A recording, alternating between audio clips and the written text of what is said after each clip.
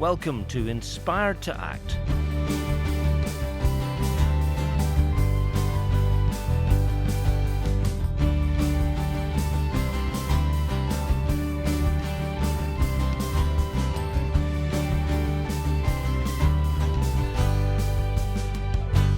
Hello, I'm Diane Holt. And I'm Will Leitch. We're delighted to be back with another episode of Inspired to Act from Thrive Ireland, helping you think about the realities of peace building and reconciliation and stepping up to make a difference. We're produced at the studios of Commission Christian Radio in Dundonald and this old trooper, Studio 2. Diane, how are you doing? You had a wee holiday there. Did the rain stay off for you?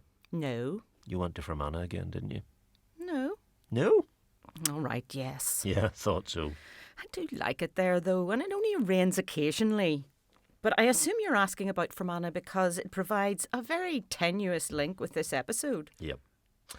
After decades of tenuous links, it is time we actually got to work. We're going to be hearing from two people who have been inspired to act. And the first, Kenny Donaldson, runs the victims group SEFF, the South East Fermanagh Foundation. I don't subscribe to the view that our people divide Protestant Unionist, Loyalist, Catholic Nationalist, Republican. Mm-hmm. In Northern Ireland, we divide on the basis of our position on violence. And them's are those who used it, justify it or excuse it. And us'ns are those who do not. We'll also hear from Alan McBride, whose life was irreversibly changed when an IRA bomb in the Shankill Road 30 years ago killed his young wife Sharon and several others, leaving him alone with a tiny daughter, and yet he now works for peace. I mean, if I can do it, and believe you me, I have more reason than most to hate. I have more reason than most to think about revenge and not to want to embrace this change.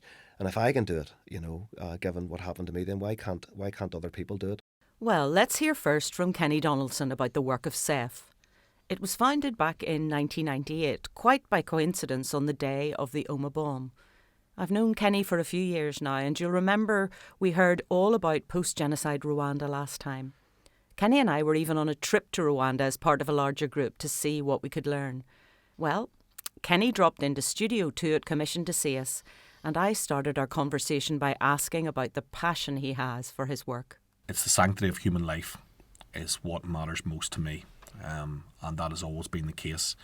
I suppose growing up in the Crossmaglen area, and our family are there 13 generations, is obviously dubbed bandit country and had a very, very difficult history in terms of a heavily militarised area, and obviously if you were a member of the regular army, you were on danger money there. It was a particularly difficult place, but there were heinous things happened. I'm fortunate that I wasn't born until 1980, so I missed the worst of it in the 70s. I always felt, and I feel still to this day, that irrespective of what grievance someone has, whether perceived or real, it doesn't legitimise you taking the life of your neighbour. Yes. And I think what we have now is a narrative in this place where the two have become intermeshed. And people believe that if you have a grievance, that then brings out a human reaction response that you're going to carry out violence. The two are not interchangeable, are not intertwined. And that's my core passion. Passion as well as, I suppose to say, Diane, is that I don't subscribe to the view that our people divide Protestant Unionist, Loyalist, Catholic Nationalist, Republican. Mm-hmm. In Northern Ireland, we divide on the basis of our position on violence. And them's are those who used it, justify it or excuse it. And us'ns are those who do not. That transcends faith, it transcends politics. So basically, because of where you were born, Kenny, you were sometimes, I think, it was literally at your gate, some of the trouble and some of the atrocities, but, you never call yourself a victim. You're always saying, oh, no, you need to talk to these people. Why is that? I think I was very blessed that it wasn't my own flesh and blood was ever taken from me. And also, I didn't serve in the security forces as such, so it wasn't a colleague. Did I see things that you wouldn't want to see? Absolutely. Did I experience things? But I do put myself in a very different space than those who have had their direct blood taken from them or have had their limbs and their wits forever changed as a consequence of what they've experienced. I'd like to think over the years that actually, because of those experiences in Crossmaglen, they've actually served me well in terms of the role that I seek to perform now. And in our home growing up, when I give an example of when 2 Provisional IRA bombers had blown themselves up prematurely with a bomb. My father's reaction that day wasn't, yo, we've got 2 of them. Yeah. And these were systemic killers. His reaction was, there's more kids without dads.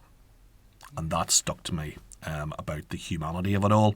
And if you take glee in anyone's death, that's extremely dark.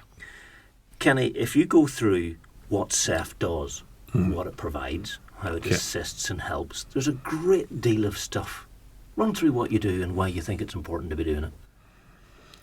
SEFF, I have to say, has been on a journey over the last 25 years, and the first 10 to 12 years we were very much focused upon County Fermanagh, as per our name. And I suppose we would have been supporting up to 600 families in that early phase of work. And the first steps were really around providing people with a safe space to come to share fellowship with others, to feel able to open up, because many of these experiences were suppressed for a quarter of a century, and that takes its own toll. And there were 42 lives lost as a result of the Troubles in 5 little villages on our borderlands. 35 were murders by the Provisional IRA. There was a murder by the official IRA, and 2 people actually lost their lives as a result of heart attacks from Provisional IRA bombs. We then had 2 members of the Provisional IRA lost their lives in the midst of their own actions, and then we had 2 Roman Catholic civilians who were stabbed to death in a horrific case involving Sutherland and Highlander soldiers, where daggers were used. It was wrongly dubbed the pitchfork killings. It was actually daggers that had been used.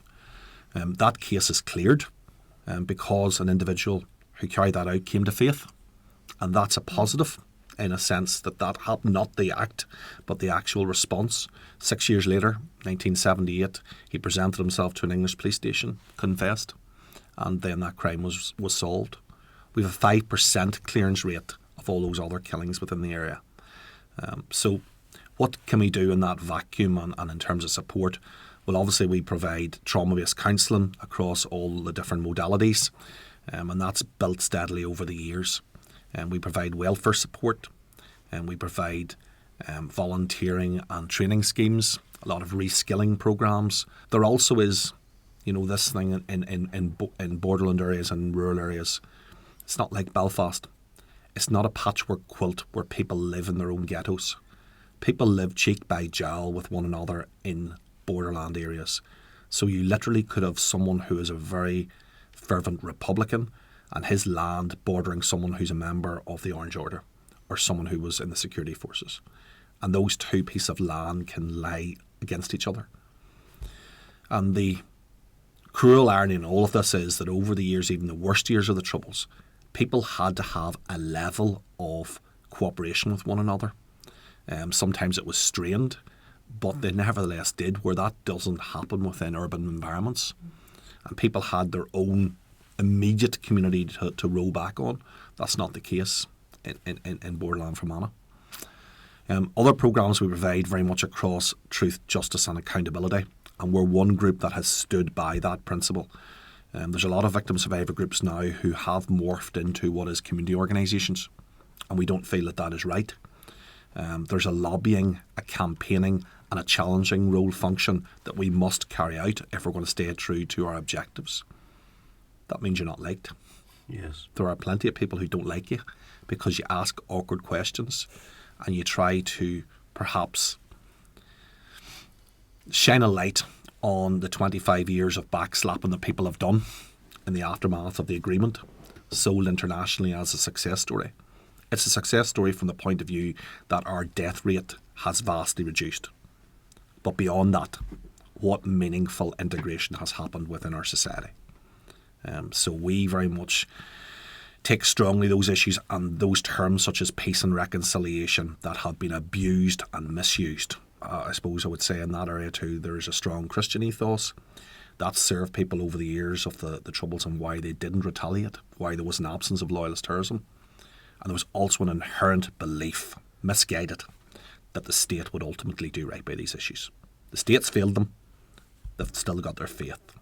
You see, people are going to ask, what is it you actually want, Kenny? If it's justice, Is it about retribution? Is it about revenge? Is it about all the people who have hurt you in your community and your families, wherever the source, saying, I was wrong, I repent? Because a lot of them, if not all of them, are not going to repent. It's not going to happen.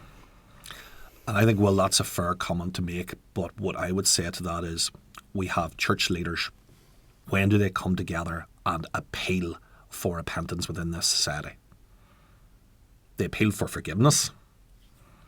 But that's again putting that pressure on the shoulders of the innocent, the victims, that they also have to carry that the pressure point's on them.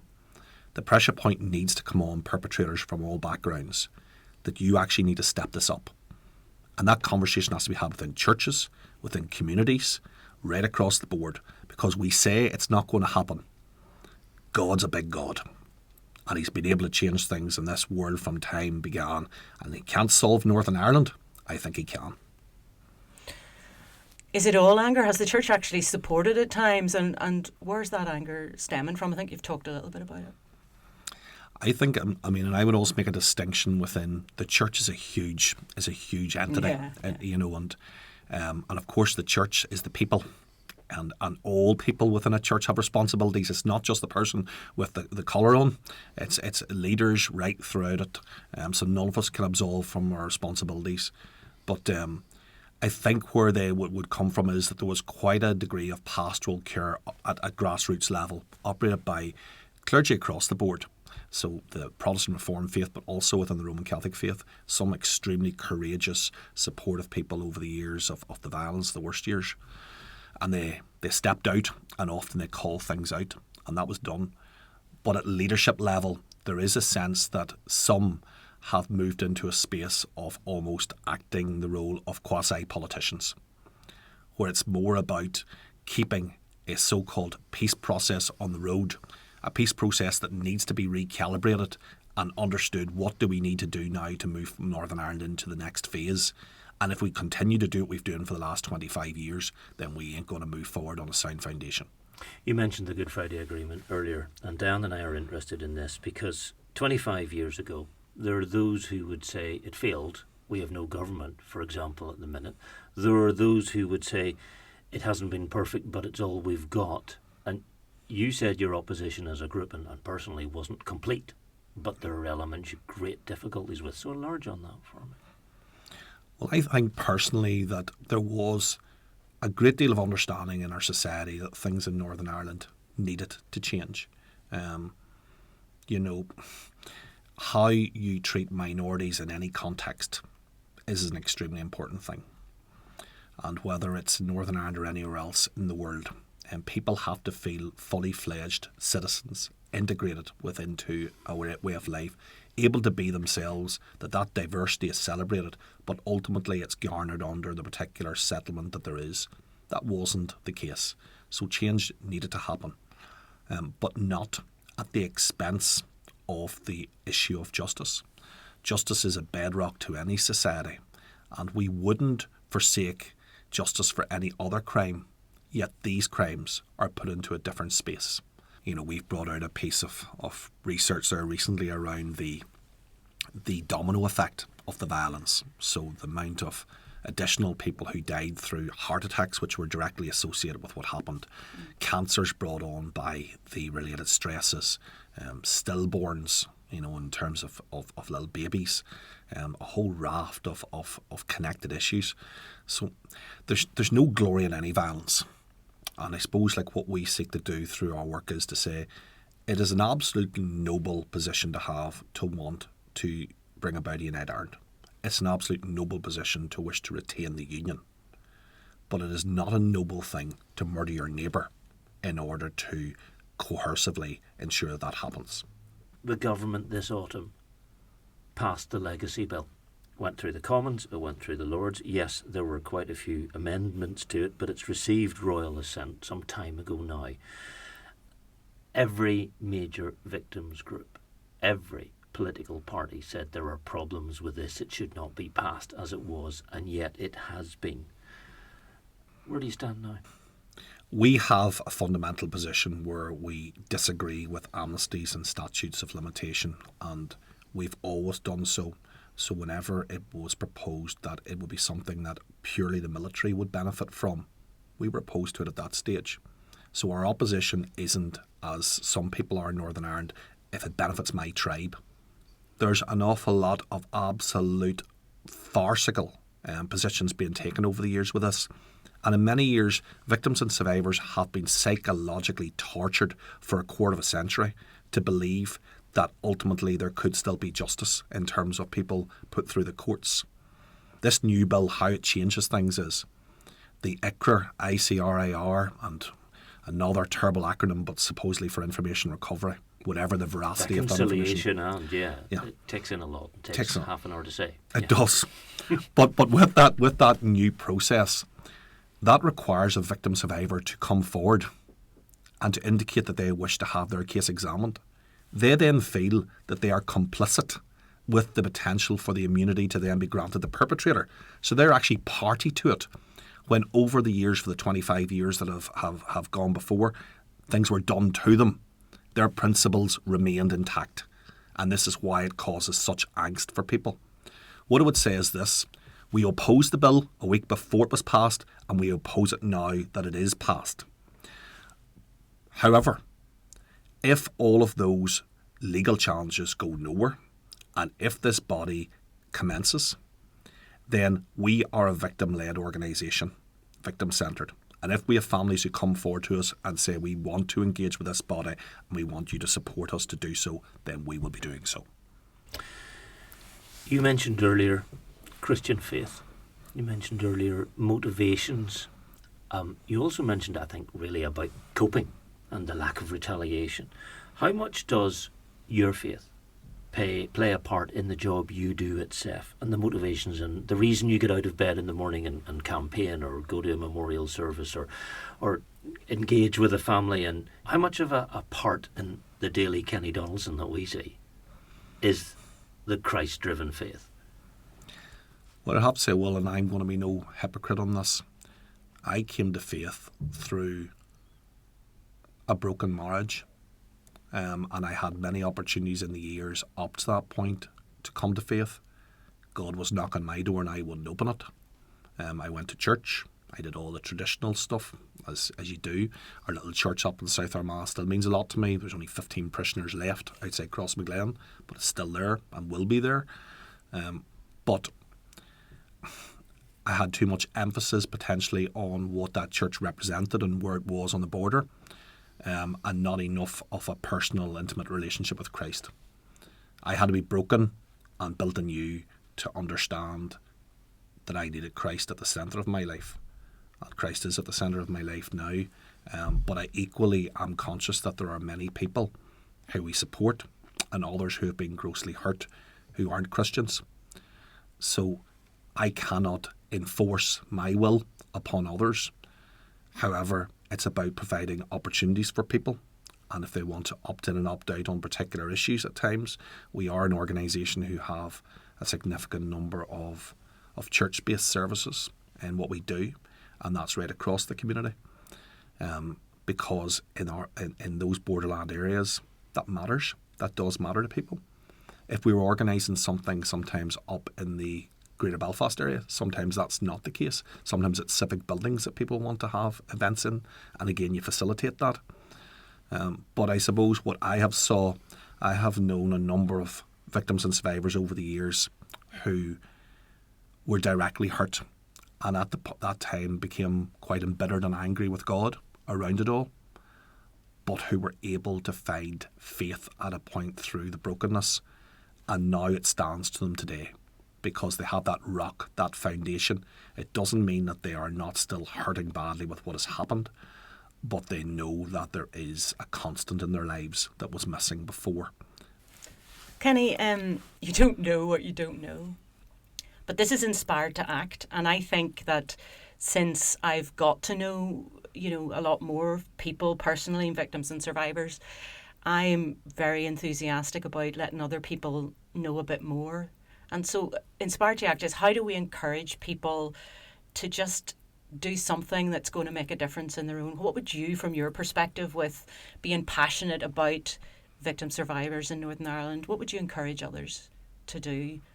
even if it's something small? A minister gets up, or a priest gets up into a pulpit, or indeed wherever they read from, and many people feel that that's their responsibility, that they're delivering a message and then the sheep hear it. But the truth is, there needs to be more shepherds at all levels within a church. And if people in a mass movement over time, and it will take time, do make these points, politicians move with what they see, because it comes down to, how do I retain my power base? So the people actually do have all the power. They don't realise that they do, but they do. Politicians will mirror then what is there. So that's why I always say, when people say politicians aren't representative of the people, they absolutely are. They are representative of what is there at the moment, and the good, the bad and the ugly that is within society. It's up to society to step it up, and then politicians will step it up. Kenny Donaldson of SEFF, the South East Fermanagh Foundation. We're really grateful to Kenny, as he was so candid about his work and the reasons SEFF does what it does. Yeah, and it's quite clear Kenny knows lots of people who've been just broken and still are broken by the legacy of our years of conflict, and he steps up for them. Now, you heard him there. He reckons everyone needs to step up in some way to make a difference, but it's clear he wants to see much more help for victims from the world of local politics and from local senior church leadership. Yes, I certainly learned a lot, and I was challenged by spending time with Kenny and getting to know those who had lost loved ones during the Troubles. Stories are sometimes really hard to hear, and they make us uncomfortable. But we need to listen, reflect and act when we feel things are unjust. Well, our thanks to Kenny. We'll be back in just a moment.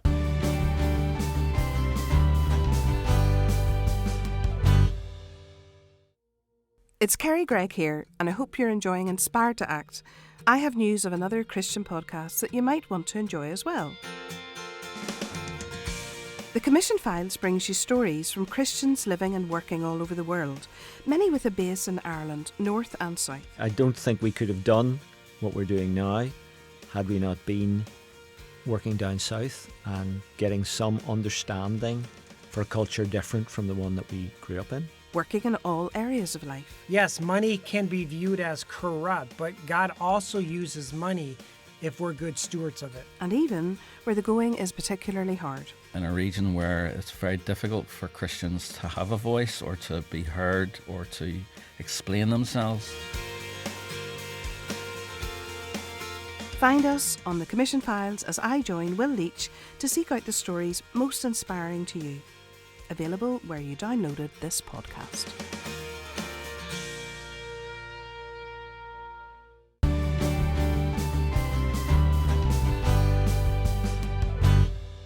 This is Inspired to Act from Thrive Ireland with Diane Holt and Will Leitch. Let's bring you the story of Alan McBride's life. Now, Alan came to see me at Commission here around the 30th anniversary of the Shankill Bomb in October 1993, a bomb which killed Alan's wife Sharon, his father-in-law Desmond and several others.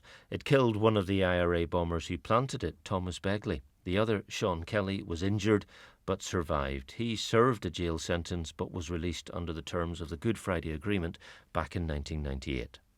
Alan works for the Wave Trauma Centre, which supports people suffering from the effects of the Troubles. But his story is one of inconsolable grief and anger, which slowly turned into thinking about how the place where he lived could be better, could be changed. And ultimately, Alan decided he wanted to be one of those people who would make a difference. Well, Alan's spoken to dozens of journalists over the 30 years since Sharon was killed, me included, and he was on the news a lot this October just past. He said publicly that he's now stopping giving interviews, that after 30 years that's enough, it's time to call it a day. But I'd already rung him up earlier in the autumn, so he kindly agreed to tell us his story and his faith story one more time. Now, you can ask Alan any question you like, but he'll always answer the one he's ready to answer. So when I asked him about that day in October 1993, he went much further back. You know, the Shankill Bomb for me, I think, actually goes way back, even before the bomb itself. And I think one of the great tragedies of Northern Ireland, one of the great sadnesses, is that we had become complacent. with the conflict and with Troubles. So when the Troubles kicked off, arguably in 1969, and we had the high rate of fatalities in the early 70s, and those horrible things like Ballymurphy and Bloody Sunday and others. I mean, those things genuinely shocked us as a nation. I mean, I was a child at the time, and I can remember even listening to the radio and being, you know, appalled by what I was hearing. Even a young child, and so to think what adults would have been thinking at that time. So those things definitely shocked us. But having been born through the Troubles and grew up in the Troubles, as the Troubles went on and perhaps the fatalities, you know, they lessened. They weren't getting the 200 and 300 people being murdered, but you were certainly getting something every week or every other week.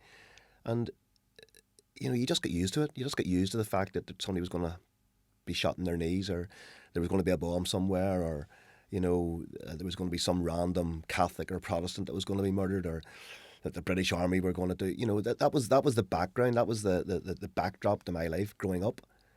And whenever Sharon's dad bought the shop in the early 80s on the Shankill Road, it was right below where the UDA had their headquarters.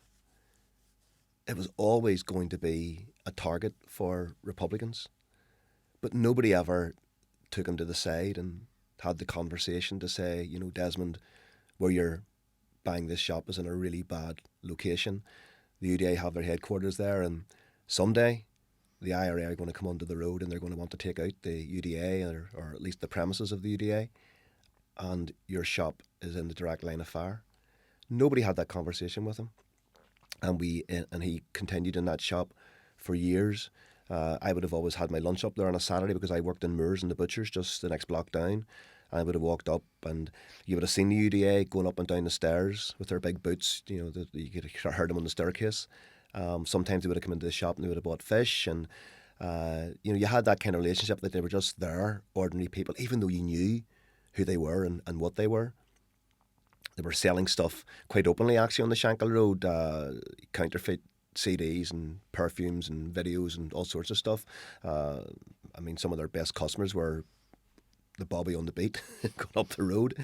And this was the backdrop to the Shankill bomb in 1993, because what happened that day was that luck ran out and the IRA did come onto the road, apparently to kill the UDA men that were allegedly meeting up the stairs. Now, there was no meeting taking place that day, and there's been some speculation. Alison Morris a few years ago had a story in the Irish News to say that they got a tip-off. I obviously find that abhorrent and don't believe that for a minute, but anyway, you know, it's part of this rumour mill that's out there. And they come onto the road, left the bomb in the shop, and obviously, you know, we all know what happened. 9 innocent people, the bomber, my wife amongst them. My mother-in-law, Elsie, wonderful woman, who we just lost actually during COVID. She had stepped out for a pint of milk and a loaf of bread for the lunch and left Sharon and Desmond in the shop. Desmond never served customers. He always was out the back boiling beetroot, or, you know, boiling Wilkes or mussels or whatever it was that he sold. And so Sharon would have been the person in the shop that would have, you know, and when you come into the shop, Sharon would have said, "Hello, can I help you?" So I have no doubt that when these two bombers come into the shop, that she would have been the one that greeted them.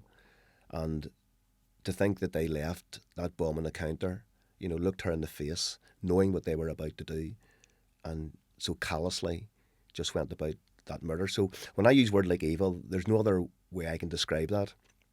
I think it's inherently evil, what they did, and it changed my life. It changed the life of my family. It meant that my daughter grew up without her mother. My little granddaughter Lila now has no grandmother. And so, yeah, those were very difficult days. 30 years this year, 23rd of October, and it's just been it's a lifetime, you know. Because one of the things that I realised just recently, actually, well, just about a year or so ago, when Zoe turned 30, she had outlived her mother. She was older because Sharon was 29 when she was killed, and I still look at my daughter as just a child, you know, even though she's a young woman, and it just hit me really like a juggernaut, you know, about how young Sharon was when we lost her. You know, I mean, she was a child, you know, 29 years old.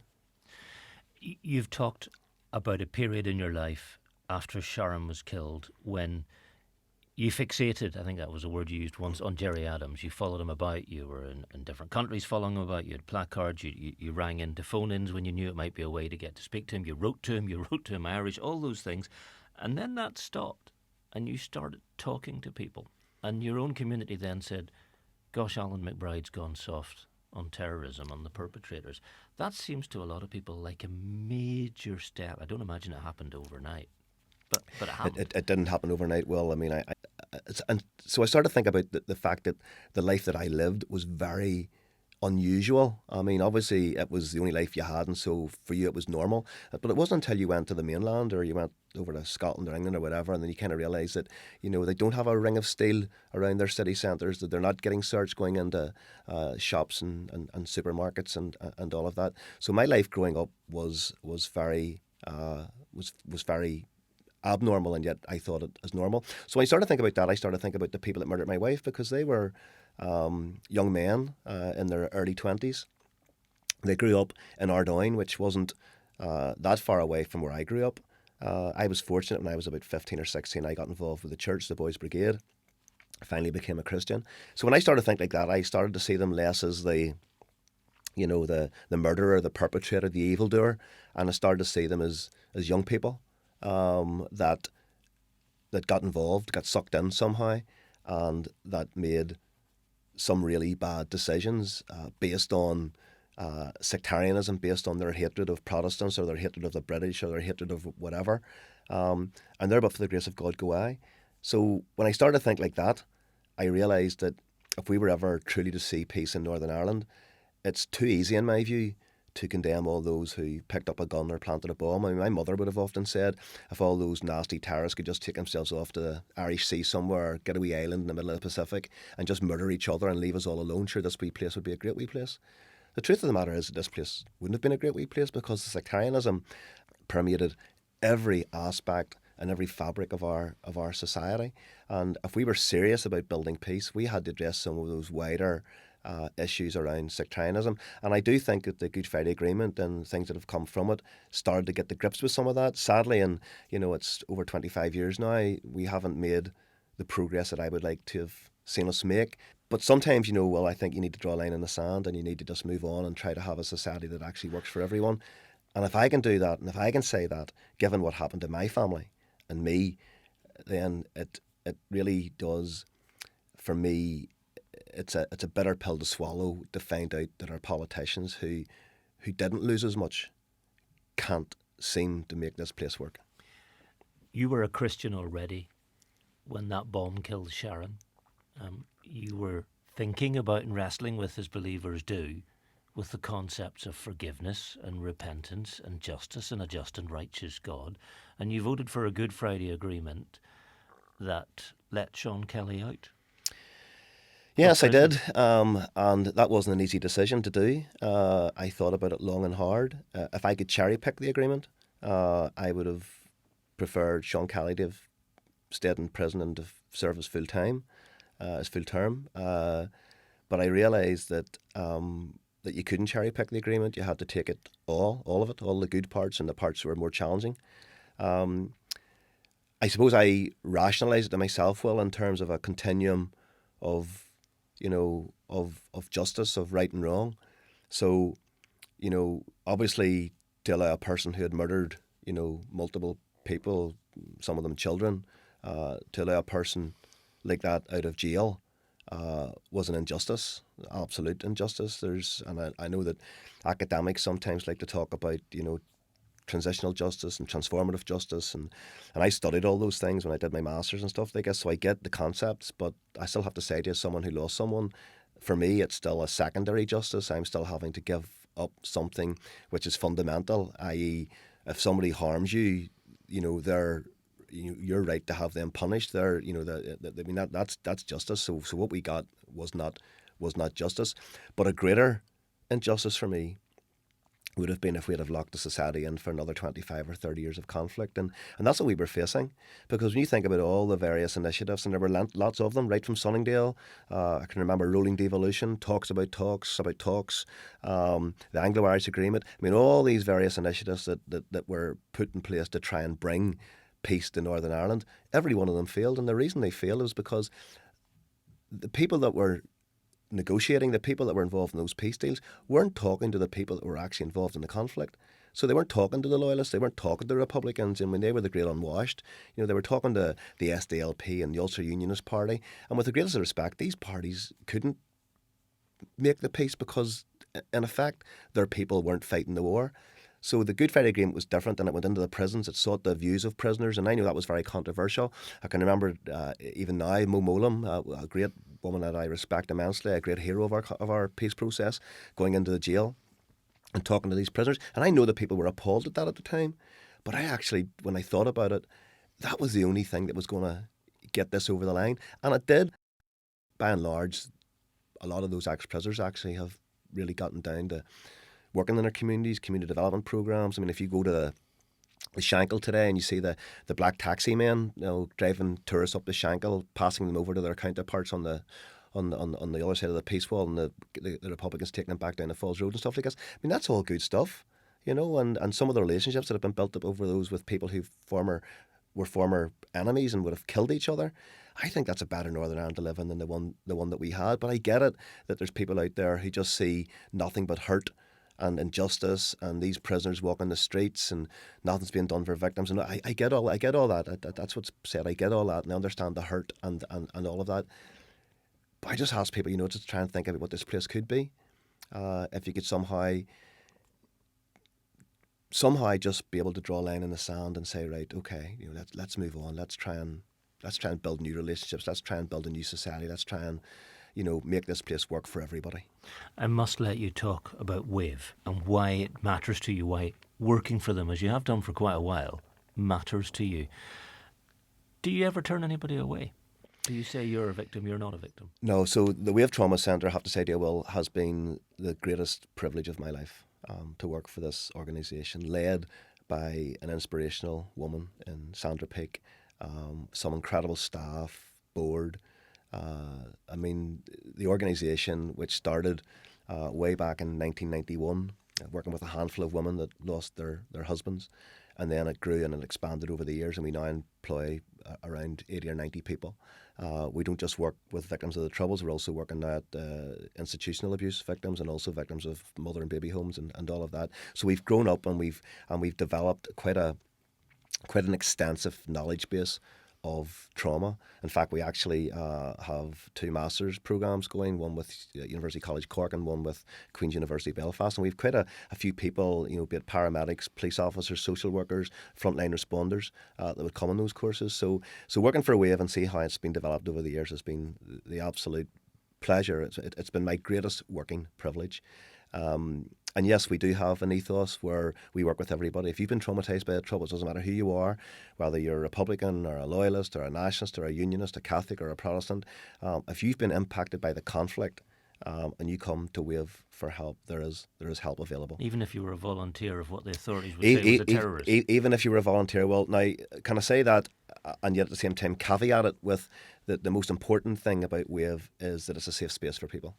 So we obviously can't run the risk of, if someone was involved in murder or were involved in the IRA or involved in loyalist paramilitarism, we can't run the risk of them coming into the centre and then bumping into a family member of someone that they would have murdered or would have been, and that can happen because Northern Ireland's a very small place. So we're pragmatic around that. And so anybody that has a terrorist past, and we do quite an extensive search on people before we take them, we very rarely refuse to work with people if they've been involved with a conflict. That's what we do. But we will allow those people to access services off-site or off the premises, so they wouldn't necessarily be coming into WAVE to meet those people in the first instance. But we have to be upfront and honest with people. If you come to WAVE, we are an open and an inclusive organisation. And we work a bit like if you went to the health service or you went to your GP or you went to the doctors. I mean, the doctor doesn't turn around and say, well, hold on a minute, you were in the IRA, I'm not working with you. In fact, my boss, actually, Sandra Peake, who I have a huge amount of respect for, she actually nursed Sean Kelly when Sean Kelly went into the hospital. Now, Sandra didn't turn around and say, well, look, that guy's just after killing 9 people in the Shankill, I'm not working with him. She worked with him and she gave him the absolute, as he should have got. I respect that, because that's just humanity. That's being humane. And so we have, I suppose, really employed the same principle. That's not to say that we're saying that it was okay, that terror was okay. We absolutely don't. We are completely against violence, against terror, against that type of trauma. But yes, for people that were brought up here and, you know, through the Troubles, and even if they got involved in the Troubles and some of them did some very horrible things, yes, I mean, we're not against working with people like that. It's been 30 years since that bomb did what it did to your life, and you lost Sharon, you lost Desmond, all those people who were killed, all those people who were injured. This isn't something you did. This is something that happened to you, and your life has therefore happened as a result of it. I'm going to put it this way. What now gets you out of bed? What inspires you to do things, to change? Because you could live very quietly now and just be the granda, but you're still not doing that. So given that this series is called Inspired to Act, whether it's inspiration or not, what makes you act and try and make a difference? You've been hurt enough already, so why go through more risks? I guess for me, it's a fundamental belief in this place, Northern Ireland, even though I often describe it as a basket case society, and it is. My part obviously isn't going to be in attracting inward investment or in building up the economy and stuff like this. My role is really around those relationships, around nationalists and unionists, Republicans and loyalists. I just want to see us have a society where everybody can get along together. And I know that's maybe wishful thinking when you think about it, and maybe it's a bit of a dreamer in me, but I honestly believe that it can happen. I mean, if I can do it, and believe you me, I have more reason than most to hate. I have more reason than most to think about revenge and not to want to embrace this change. And if I can do it, you know, given what happened to me, then why can't other people do it? So that's what gets me out of bed in the morning. It's those relationships. It's working with victims and survivors. It's trying to help them to go on with their lives. You know, today we have a citizen education program led by fantastic woman, Grania McKenna, and we go into schools, universities, colleges, and we bring people in who have experienced trauma, and they talk not just about the trauma, but also about this thing which we're now calling post-traumatic growth, about how you can actually use the trauma to grow. And so all of those things will get me out of bed in the morning. I want to see this place work. I want victims and survivors to be helped and to be healed, but I want them to go on and to live their lives, and for life to be still meaningful, no matter what age they are. I mean, whether they're, you know, at the end of life in their 80s or 90s or whatever, or whether they're just starting out.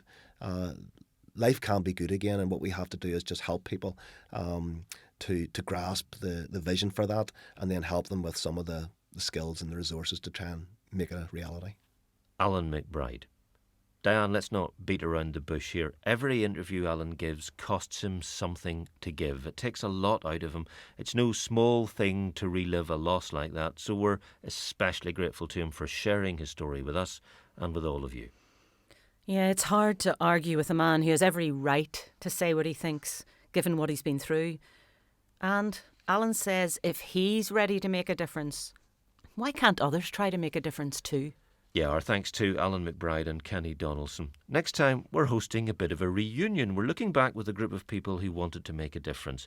They were all part of Econi, the evangelical contribution on Northern Ireland. First formed in the late 1980s, Econi encouraged people to look hard at their own religious tradition and then use resources from within that tradition to change it.